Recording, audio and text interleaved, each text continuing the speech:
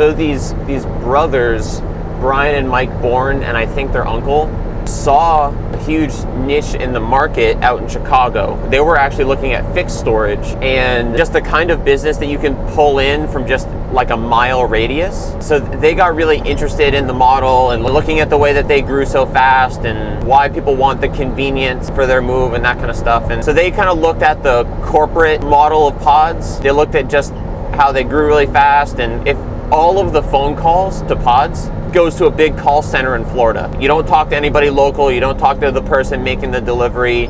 It's a big bank of salespeople that are just gonna book the order and kind of manage it, and it's all through the same system. And so it's not very personalized. And when you're loading everything you own into a container and you're trusting somebody to transport everything that you've collected over the years from one point to the next, you wanna have trust in that person. And have trust is to work with somebody local. You can stop by my office. You don't just call a call center in Florida. And so they thought that was important.